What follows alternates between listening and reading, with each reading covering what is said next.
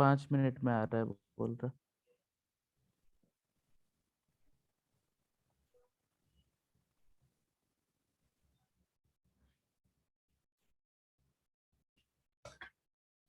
आज ट्राई करेंगे।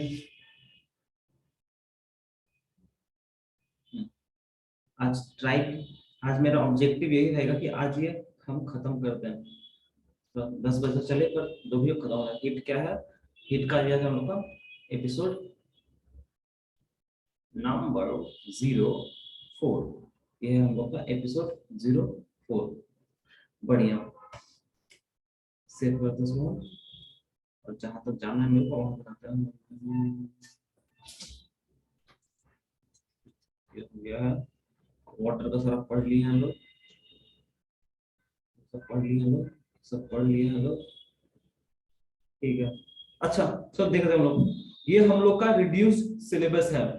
हम लोग को क्या चैप्टर का नाम था? कैलोरीमेट्री। यहां से हम लोग ने पढ़ा meaning and specific heat capacity. Meaning क्या है पता नहीं। ये एक्चुअली मीनिंग होगा। हीट का मीनिंग है कि हीट का मतलब क्या होता है, वो बकवास।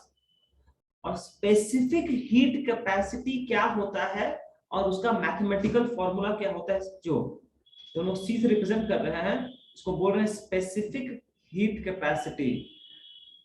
तो हीट कितना होता है? M C delta T. ये वाला रिलेशन चाहिए हम लोग को। और स्पेसिफिक हीट कैपेसिटी है क्या, उसका यूनिट क्या क्या पॉसिबल यूनिट हो सकता है, वो सब चीज देखें हम लोग। फिर principle of method of mixture. एक हॉट और कोल्ड बॉडी को मिक्स करने से जो फाइनल टेम्परेचर अटेन होगा, उसके ऊपर simple numericals on specific heat capacity using latent heat loss and gain as a method of mixtures। और अगर इसको डिटेल में देखा जाए तो हम लोग को पढ़ना था heat and its unit, mainly calorie and joule and the relation between them, that 1 calorie is equals to roughly 1.18 joule। आ गया अपना हीरो।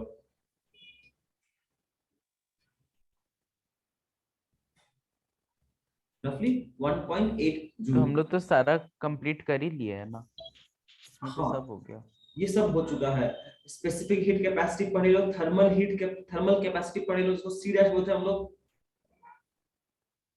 जो था simply m into specific heat capacity. ये सब कर लिए थे लोग। उसके बाद ये वाला फॉर्मूला भी देखे थे हम लोग, ये वाला भी देखे थे लोग। उसका ऐसा unit mutual relation between heat capacity and specific capacity देखे थे लोग, ये रिलेशन। उसके बाद some common values of specific capacity ice का, वाटर का एंड कॉपर का। वाटर का कितना था? 4200 जूल 4200 जूल पर पर केजी पर केल्विन। केजी केजी पर पर केल्विन। केल्विन। पर केजी। कॉपर का अराउंड 400 की कितना? 400 था ना कॉपर का। आइस का इसका आधा है। ये सब चीजें और नेचुरल फेनोमेना और कॉन्सिक्वेंस ऑफ स्पेसिफिक, ये सारा कर लिए थे लोग। ये था फर्स्ट पार्ट। ये था फर्स्ट पार्ट। इसके बाद एक और पार्ट है, ये वाला सेक्शन, जहां पर है हम लोग का change of phase state, heating curve for water, water का हीटिंग कर्व, लैटेंट हीट का मतलब क्या है, उसका फॉर्मूला, उसका यूनिट, फिर specific latent heat of fusion, ये क्या होगा, फिर simple numericals, common physical phenomena involving latent heat of fusion. ये वाला पोर्शन हम लोग को आज कवर करना है। अभिषेक, आवाज आ रही है आपको? हाँ सर। चलो ठीक है, आ जाइए लोग। ठीक है, अब मेरे एक ब्लैंक पेज मिल जाता, उसका मजा आता मतलब। ठीक है, यहाँ ब्लैंक पेज मिलेगा मेरे को, एक सेकंड। यहाँ पर ब्लैंक पेज हाँ मिल गया मेरे को, ब्लैंक पेज। ठीक है, ओके। देखो पहले समझ लेगा क्या हो रहा है। देखो भाई, बेसिकली हम लोग ने अभी तक देखा कि अगर मेरे पास एक सब्सटेंस है, मान लेते हैं सॉलिड है, अगर मेरे पास कोई भी एक सब्सटेंस है, सब्सटेंस, और मान ले रहे हैं ये सब्सटेंस है इनिशियली अभी सॉलिड में, सॉलिड स्टेट में, टू बिगिन विथ ये सब्सटेंस सॉलिड स्टेट में है। अब बात समझिए लोग, फर्स्ट एक्सरसाइज के हिसाब से हम लोगों ने देखा कि अगर इस बॉडी को हम लोग हीट एनर्जी सप्लाई करते हैं तो होगा क्या कि इस बॉडी का पहले बात हीट एनर्जी सप्लाई करने से फर्स्ट जो चीज होगा वो होगा टेम्परेचर राइज होगा, टेम्परेचर राइज होगा। डिपेंडिंग ऑन आप कितना हीट एनर्जी उसको सप्लाई कर रहे हो उसके प्रोपोर्शनलिटी में उतना टेम्परेचर राइज होगा, क्योंकि हम लोगों को पता है H is equals to mc delta T, तो H is directly proportional to temperature change. जितना ज्यादा हीट सप्लाई करेंगे उतना ज्यादा चेंज इन टेम्परेचर होगा, ठीक है। बट होता क्या है, अब होगा क्या, अब हम लोग एक मॉलिक्यूलर लेवल पे जाके एनालाइज करते हैं कि सब्सटेंस के अंदर क्या चलेगा। जब हमने इसको हीट एनर्जी सप्लाई किया तो उसका टेम्परेचर बढ़ा, राइज इन टेम्परेचर होने की वजह से क्या हुआ कि उसका kinetic energy of molecule increase हो गया। अब काइनेटिक एनर्जी इंक्रीज होने की वजह से जो वाइब्रेशनल मोशन था वो और इंक्रीज हो जाएगा। इसकी वजह से क्या होगा, वाइब्रेशनल मोशन एनहांस हो जाएगा, vibrational motion will be enhanced, enhanced. अब नॉर्मल सा बात है, दो मॉलिक्यूल्स के बीच में फोर्स था, इंटरमॉलिक्यूलर फोर्स ऑफ अट्रैक्शन था, पर अगर वाइब्रेशन बहुत वायलेंट हो जाएगा और जैसे जैसे हम लोग टेम्परेचर बढ़ाते जा रहे हैं और वाइब्रेशन वायलेंट होता जाएगा, तो ऐसा करते करते जितना आप हीट एनर्जी सप्लाई कर रहे हो उतना ही कॉरेस्पॉन्डिंग टेम्परेचर राइज हो रहा है, उतना ही काइनेटिक एनर्जी बढ़ रहा है, इसलिए वाइब्रेशनल मोशन और एनहांस होते जा रहा है, होते जा रहा है। ये ऑनगोइंग प्रोसेस जब चलता जाएगा तो कभी ना कभी एक ऐसा स्टेज आएगा ही जहां पर वाइब्रेशनल मोशन इतना वायलेंट हो जाएगा कि मॉलिक्यूलर फोर्स ऑफ अट्रैक्शन, जो intermolecular force of attraction between the molecules है, वो इस मॉलिक्यूल्स को और होल्ड करके नहीं रख पाएगा और molecules will tend to move apart. बात समझ में कुछ क्या बोल रहे हैं? then eventually then इसका क्या होगा then a time is reached, a time बोलो या फिर एक state बोलो, state is reached so that temperature no longer increases, temperature और इंक्रीज नहीं हो रहा है। अब एक खुद ही सोचो, हम लोग हीट सप्लाई कर रहे हैं पर टेम्परेचर इंक्रीज नहीं हो रहा है, तो ये हीट एनर्जी गया कहां? साकिब, वो इंटरमॉलिक्यूलर फोर्स ऑफ अट्रैक्शन को वीक करने में। Thank you. तो हुआ क्या, यहां से heat, so and the heat supplied is used to do work against intermolecular force of attraction and हुआ क्या, तो ये जो वर्क डन हो रहा है, जो एक्स्ट्रा एनर्जी सप्लाई हो रहा है, so the state of substance changes, so the state of substance changes and ये चेंज है occurs at कांस्टेंट टेम्परेचर। ये बात समझना पड़ेगा हम लोगों को। कोई क्योंकि जब ये स्टेट चेंज हो रहा है तो स्टेट चेंज के समय कोई टेम्परेचर वेरिएशन नहीं हो रहा है, occurs at कांस्टेंट टेम्परेचर। और फिर उसके बाद पता नहीं करना, अपना स्टेट चेंज कर लेगा तो होगा क्या, ये होते होते at a particular temperature क्या होगा, the molecules will be free to move, intermolecular force थोड़ा कम हो जाएगा, इतना कम हो जाएगा कि the molecules now can move only within the boundary of the surface and we'll get a new state of substance in liquid state, and एक और बात, the change occurs at constant temperature।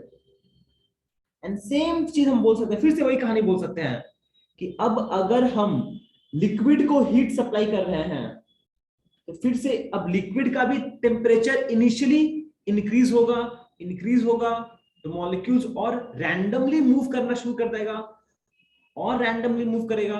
फिर करते करते जब टेम्परेचर एक particular level पे बढ़ जाएगा, जब टेम्परेचर एक पर्टिकुलर लेवल पे रीच कर जाएगा, उस समय जो कॉरेस्पॉन्डिंग काइनेटिक एनर्जी है वो इतना ज्यादा हो जाएगा कि जो इंटरमॉलिक्यूलर फोर्स होल्ड करके रखा था उस सब्सटेंस को in the state of liquid, उसको भी ओवरकम करके अब ये पूरा रैंडमली कहीं भी मूव कर सकता है। अब ये तुम्हारा फिर से स्टेट चेंज हो गया, ये बन गया gas. And this state change again occurs at constant temperature. हम एम्फसाइज ये करना चाहते हैं कि जब भी स्टेट चेंज होगा, the state change will always occur at constant temperature. देखो इधर समझ में आया सबको? हाँ सर। ठीक है। अब ये जो फेनोमेना है, the change of state of a substance from one state to another state or back to another state is called interchanging of states. And the change in state from solid to liquid is called melting. From liquid to gas is called boiling or vaporization. Please एक और बात है, जब भी हम ये definition दे रहे हैं, all melting and vaporization, everything will occur at constant temperature. Change from liquid to solid is called freezing, and the freezing will also occur at constant temperature called freezing point of the object. The change in solid from gas to liquid also occurs at constant temperature, which is called condensation point, or the process is called condensation. और यहां से यहां भी हो सकता है directly यहां से यहां जाना है, इसको बोलते हैं sublimation without changing into liquid.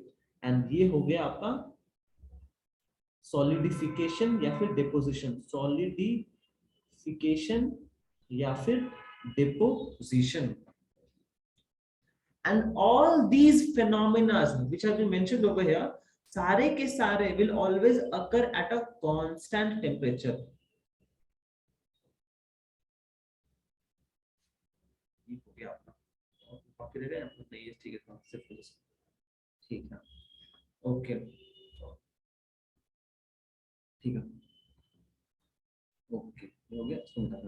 अब एक ना सिंपल सा हम लोग एग्जांपल लेके एक्सपेरिमेंट करते हैं, एक सिंपल सा एक्सपेरिमेंट करते हैं वाटर को लेकर।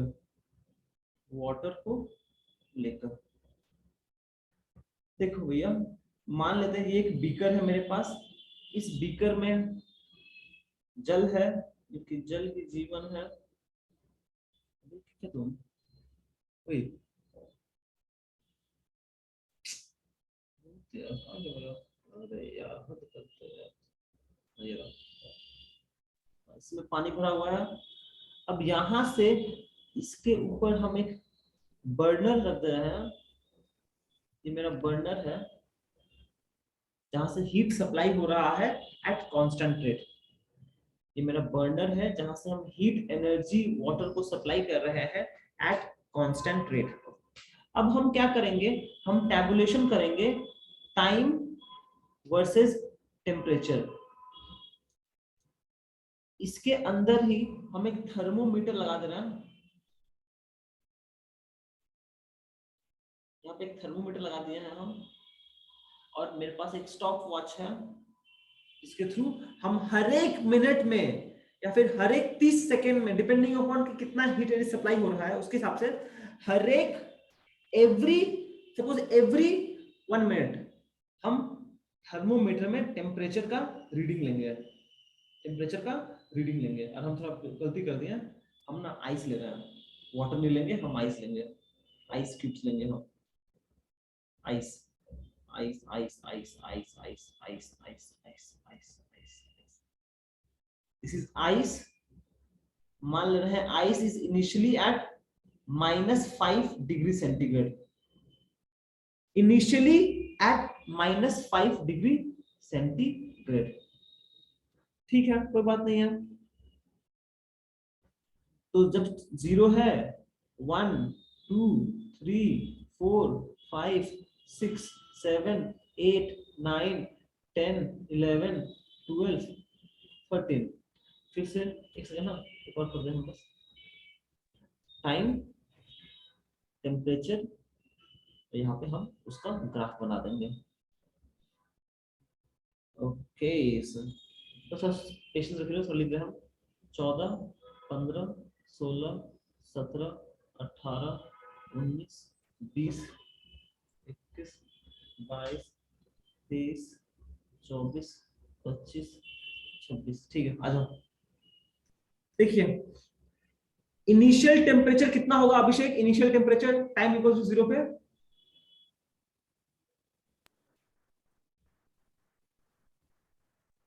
-5 डिग्री सेल्सियस। टाइम मिनट में, टेम्परेचर डिग्री सेंटीग्रेड में। टाइम मिनट में, टेम्परेचर डिग्री सेंटीग्रेड में ले रहे हैं हम। ठीक है, बहुत बढ़िया। यहाँ पे इनिशियल टेम्परेचर होगा -5 डिग्री सेंटीग्रेड। अब जैसे समय बढ़ता जाएगा, वो क्या रहा है, आइस को और हीट मिलता जा रहा है। जब हीट मिलता जाएगा तो टेम्परेचर क्या होगा, ग्रेजुअली इंक्रीज होगा। ग्रेजुअली इंक्रीज होगा। तो मान लेते ये हो जाएगा मेरा -3, फिर हो जाएगा -1, फिर हो जाएगा 0, फिर 0। अब देखा गया कि एक बार जब 0 पहुंच रहा है, उसके बाद कुछ समय तक वैल्यू 0 ही रह रहा है। ओके, अब फिर कुछ समय, फिर से कुछ समय और गुजर गया, उसके बाद अब वैल्यू फिर से इंक्रीज हो रहा है। अब हो गया मान लो 10, फिर हो गया 30, फिर हो गया 50, फिर हो गया अब 70, फिर हो गया अब 90। अब फिर जाने के, फिर से जब कुछ समय बाद जब फिर से एक 100 बढ़ गया, तो वापस 100 पे कुछ समय के लिए 100 ही कांस्टेंट रह जा रहा है।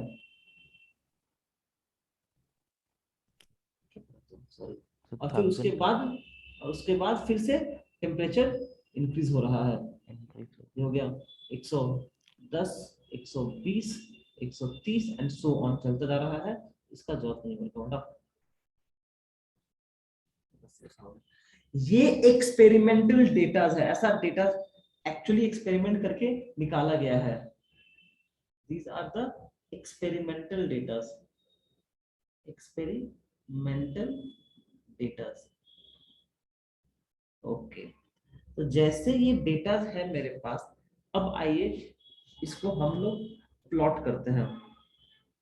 जब प्लॉट करने का बारी आ रहा है, तो हम लोग प्लॉट कर रहे हैं time versus temperature axis. Temperature is along Y axis, time is along X axis. तो यहां पर क्या हो रहा है, आइए प्लॉट करते हैं।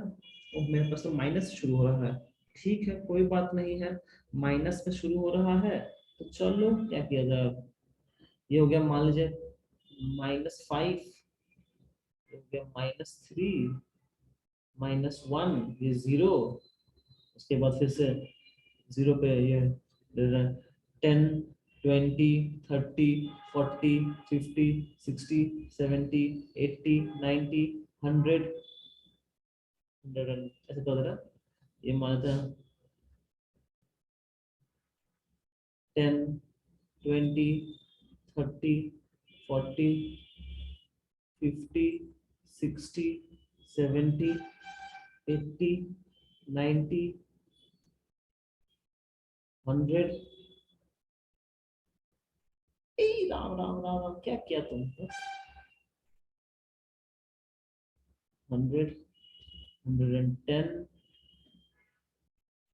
120 एंड सो ऑन बढ़ता जाएगा along temperature axis. Obviously temperature is in degree centigrade ले रहे हैं हम, चाहे तो केल्विन भी कर सकते हैं, कोई प्रॉब्लम नहीं है मेरे को, पर हम अभी डिग्री लिख दिया तो लिख दिया, वो नहीं बताने वाला है। ये हो गया। अब ग्राफ प्लॉट करते हैं लोग। ग्राफ प्लॉट करना कोई बहुत बड़ा बात नहीं है। पहले इनिशियली जब समय 0 था, टेम्परेचर यहाँ था, फिर ग्रेजुअली इंक्रीज हुआ, इंक्रीज हुआ, एक बढ़ता गया, इंक्रीज हुआ, इंक्रीज हुआ, इंक्रीज हुआ, ऐसे गया। ये पार्ट सही है, समझ में आया? ये पार्ट, इतना पार्ट 0 से लेके -5 से 0 तक का। फिर क्या हो रहा है, अब यहां पे प्लीज ध्यान दीजिएगा, यहां से फेज में यहां से लेकर यहां तक टेम्परेचर कांस्टेंट है।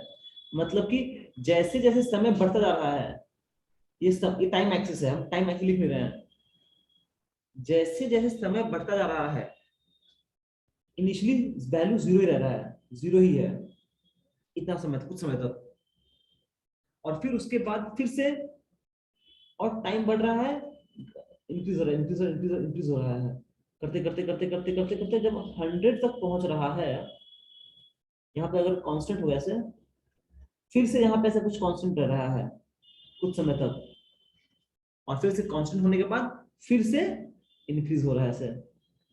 ग्राफ समझ में आया?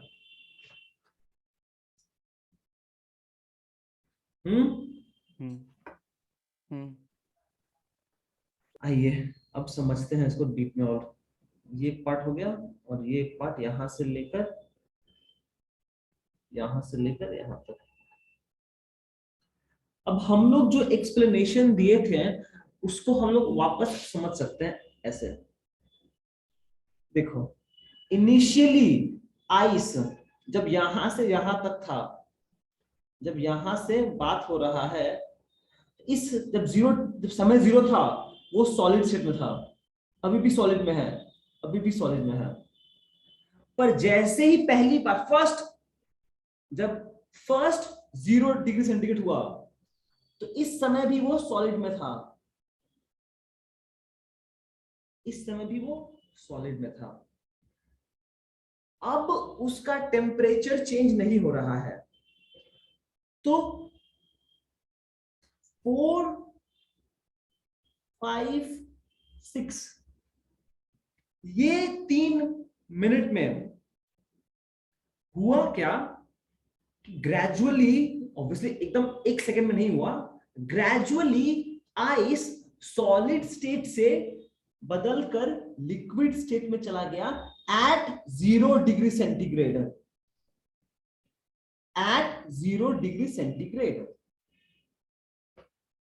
मतलब आइस एट 0 डिग्री सेंटीग्रेड था,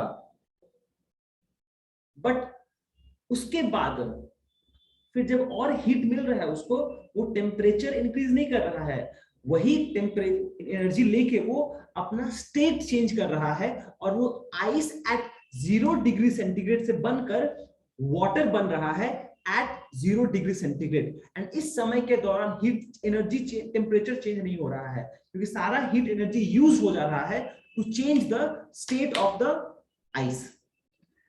इस समय के दौरान no temperature increase, heat is used to change state, and ये हो गया, ये हो गया यहां पर। एक बार जब ये लिक्विड बन गया एट 0 डिग्री सेंटीग्रेड, एक बार जब ये लिक्विड बन गया एट 0 डिग्री सेंटीग्रेड, उसके बाद अब फिर से देखिए टेम्परेचर ग्रेजुअली इंक्रीज हो रहा है। 10 हुआ, 30 हुआ, 50 हुआ, 70 हुआ, 80 हुआ, 90 हो गया, फिर 100। एंड सिमिलरली जैसे ही पहली बार ये सब लिक्विड है, लिक्विड लिक्विड लिक्विड लिक्विड, पहली बार जब 100 वैल्यू आया, इस समय भी वो लिक्विड ही है, liquid at 100 degree centigrade. And उसके बाद जब वो लास्ट रहा, उस समय में वो वेपर बन गया है। और इस समय के दौरान जितना भी समय उसको लगा है, सारे समय के दौरान उसका टेम्परेचर 100 डिग्री सेंटीग्रेड था, क्योंकि जो हीट एनर्जी वो सप्लाई किया था वो यूज हो गया उसको अपना स्टेट चेंज करने में। और एक बार वेपर बन गया तो फिर से उसका टेम्परेचर इंक्रीज होना शुरू हो गया है। देखो इतना समझ में आया कि नहीं आया सबको? अभिषेक, साकेत? ठीक है। अब यहाँ पे प्लीज एक हम बात और बोल दे रहे हैं।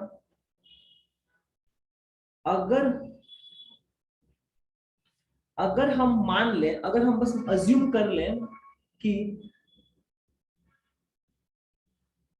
जो आइस है वो है मास 1 kg का, मास है 1 kg का।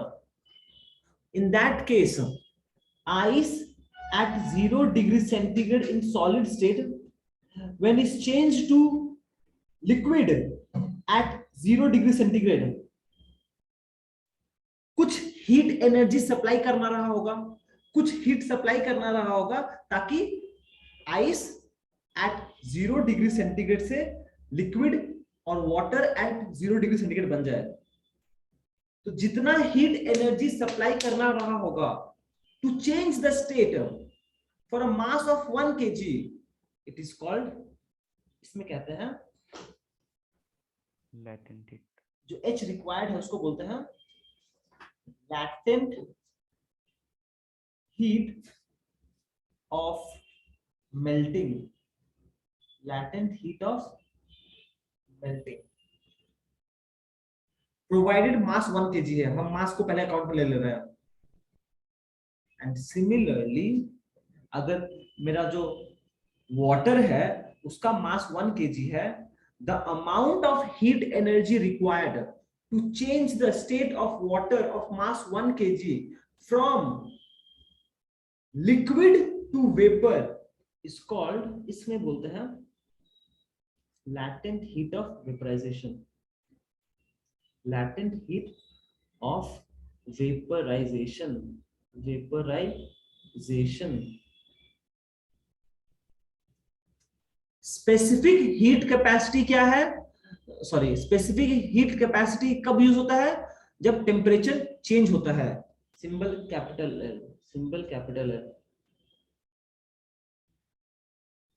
स्पेसिफिक हीट कैपेसिटी यूज होता है जब हीट टेम्परेचर चेंज होता है। पर ए भगवान, कितना टाइम बाकी है? रुको रुको यार, मैं चार्जर पे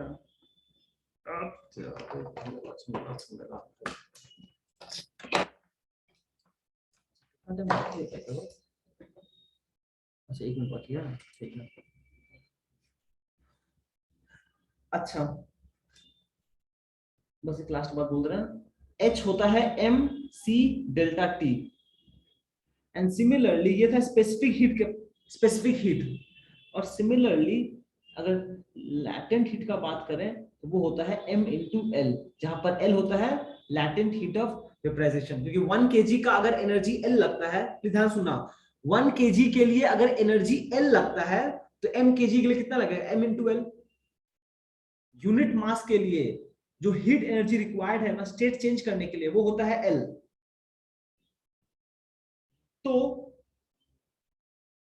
m मास के लिए कितना होगा, m इंटू एल, समझ में आया?